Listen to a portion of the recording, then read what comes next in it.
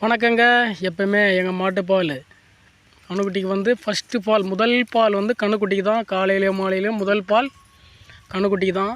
1.5 மாதம் 2 மாதம் வரைக்கும் ஒரு காம்பு ஃபுல்லாக விட்டுருவோங்க. சொரப்புட்டு தான் செக் பண்ணுறோம்.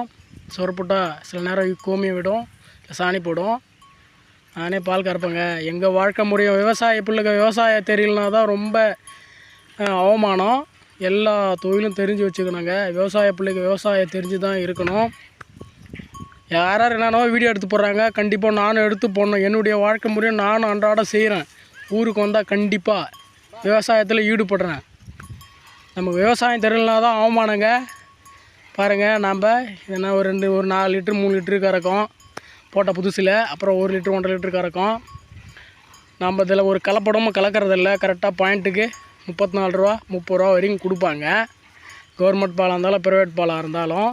இதில் கூட விஷத்தை கலக்கிறானுங்க. டவுனில் வந்து இதுக்கு ஒரு திருட்டு பால் கண்டுபிடிச்சி இதுக்கு ஒரு விஷத்தை கலக்கிறானுங்க, கெமிக்கல் கலக்கிறானுங்க. டவுனில் பால் வாங்குறதுக்கே பயமாக இருக்குது. சிட்டிங்கில் சென்னை, பெங்களூர் மற்றும் கோயம்புத்தூர் பெரிய பெரிய நகரங்கள்லாம் பயமாக இருக்குது. மகாராஷ்டிரா போகிற பெரிய பெரிய மும்பை இந்த மாதிரி நம்ம கம்பெனி கார்பரேட் எங்கே இருக்கோ அங்கே ரொம்ப பால் வாங்குறதே பயமாக இருக்குது. எல்லாத்துலேயும் கலப்படம் கலப்படமே இல்லாத பாலுங்க. எங்கள் வாழ்க்கை முறை விவசாயம்தான். ஆடு மேய்த்தல், மாடு மேய்த்தல், பால் பீச்சுதல், பயிர் வைத்தல். பாருங்கள், எங்கள் பால் அப்படியே டிக்காக இருக்கும். பாருங்கள், விரல் எடுத்துக்கலாம், அப்படியே டிக்காக இருக்குது பாருங்கள். ஆனால் அங்கே தண்ணி பால், கலப்பட பால், கெமிக்கல் பால் குழந்தைங்களுக்கு அவனும் ஒரு தாய் வயிற்றில் தான் பெற்றானான்னு தெரியல. ஒரு காம்பு பால் விட்டுட்டுங்க குடிச்சிட்ருக்காரு ஒரு ராஜா. அவ்வளோதாங்க. நன்றி, வணக்கம்.